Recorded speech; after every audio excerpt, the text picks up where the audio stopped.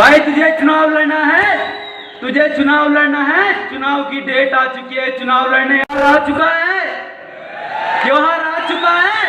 चुनाव लड़ने मैदान में आ जाओ। कुछ लोग जब इन पे मेहनत की बारी होती है, छात्र छात्राओं की हित की बारी होती है, तब ये लोग घर में सोए रहते हैं, और ये चाहते हैं कि ये चंद 2 दिन बरसाती मेंढक की तरह चुनावी दौर में आए, सिर्फ चुनावी दौर में, और दावा करें कि मैं छात्रित करूं। ये लोग चाहते हैं कि बिना मेहनत के, आपने सुना होगा पकपकी खीर खाना, तो ये उन्हीं लोगों में से भाइयों बहनों। देवराज बिष्ट विगत 3 महीने से, विगत वर्षों की आप छोड़िए, 3 महीने से अध्यक्ष प्रत्याशी भी उस समय मैदान में नहीं थे, तब से देवराज बिष्ट खड़ा है, तब से खड़ा है। देखिए, कई लोग अब जब कुछ ऑप्शन नहीं रहता है, कई प्रत्याशी, मैं कटाक्ष नहीं करूंगा, आप गलत मत लेना कि मैं कटाक्ष कर रहा हूं, पर कई कहते हैं जिन्होंने मेहनत नहीं की होती है। मैं गरीब परिवार से हूं, सीमांत क्षेत्र से हूं। भाइयों बहनों, एक बात सुनिए, गरीब प्रत्याशी अगर है तो कोई पैसा थोड़ा ना बांटना छात्रों में, मेहनत करनी है, मेहनत, छात्रों की मदद करो। गरीब प्रत्याशी का मतलब ये नहीं है कि तुम छात्रित मत करो, छात्रित का मतलब पैसा नहीं है, छात्रित का मतलब है ग्राउंड में रहो, ग्राउंड में, है ना। चंद लोग सिर्फ चुनाव में आते हैं, ठीक है। अगर मैं तो उस संगठन को मानता हूं कि अगर किसी ने संगठन खोला या पुराना संगठन है, संगठन वो है जो चुनाव ना भी लड़ाए तब भी छात्रित में रहे, तब भी रहे। ये नहीं कि हमने ग्रुप लॉन्च करना है, प्रत्याशी लड़ा दो। मेहनत कभी नहीं रह सकता।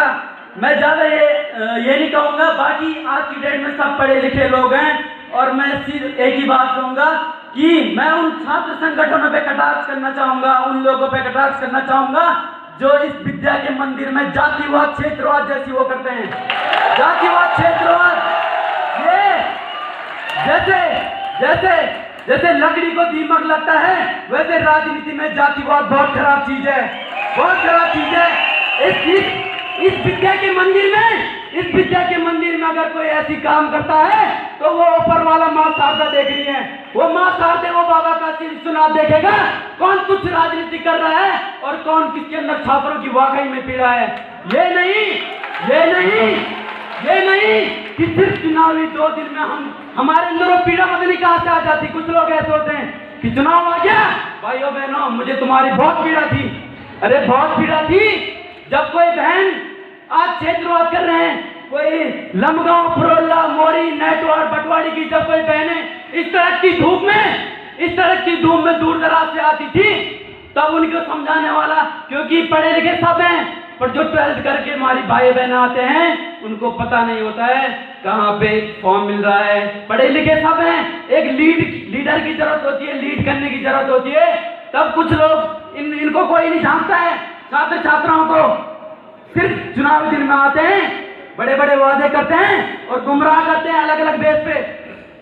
मैंने फॉर्म के समय से किसी को यह तक नहीं कहा कि बहना मुझे वोट दे देना या बुला मुझे वोट दे देना।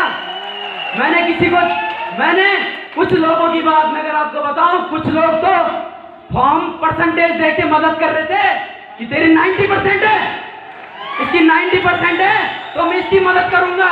क्यों? क्योंकि उसकी वोट कंफर्म थी, इसलिए 90% वालों की उन्होंने ज्यादा फोकस रखा कि इसकी वोट हमें पड़ जाएगी। मैंने उस बहन की मदद भी करी, ये काफी है ना। हमने सिर्फ मेहनत की है, हम ना दारू बांट सकते, ना पैसा, ना हम कुछ कर सकते। मेहनत और सिर्फ मेहनत, है ना।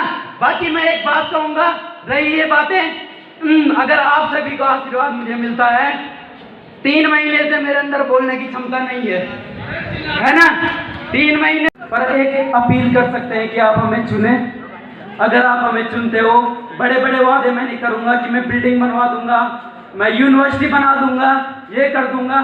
सिर्फ एक छोटी सी बात कहूंगा कि शैक्षणिक माहौल सुधारने में सदैव तत्पर रहूंगा।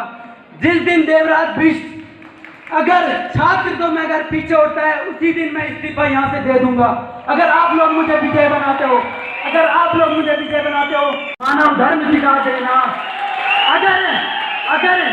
अगर लाल हरे में तोड़े तो तिरंगे की आड़ दिखा देना। दारू पैसा ठुकरा कर मत की ताकत लगा देना। राजन से जन नहीं, जन से ही राजन है का पाठ पढ़ा देना, है ना भाइयों बहनों। लास्ट समय से देखिए, अगर मैंने मेहनत की होगी इसका आशीर्वाद आप लोग मुझे जरूर दोगे। अगर आज अगर मेहनत पिछड़ती है, इस महाविद्यालय पे कलंक लग जाएगा कि जो मेहनत करेगा वो हार जाएगा, जो संघर्ष करेगा वो हार जाएगा। एक ही विनती करूंगा कि आप इस महाविद्यालय पे ऐसा कलंक मत लगने देना कि 2 दिन में आओ और निकल जाओ, है ना। बाकी आप सभी से एक ही बात कहूंगा, देखिए मुझे भाषण देना नहीं आता, मैं सत्य बात कह रहा हूँ, मैं सच्चाई जाहिर कर रहा हूँ। इसलिए शायद आपको लग रहा होगा अपनी बात खत्म भी नहीं कर पा रहा, पर मैं सच्चाई जाहिर कर रहा हूँ। सच्चाई कोई मेरा पर्चा नहीं खोला हुआ यहाँ, मैं अंदर की बात कर रहा हूँ। मेरे अंदर पीड़ा है। हम उन लोगों की तरह नहीं है कि जिन्होंने रात भर रिहर्सल की होगी आज कि हमने क्या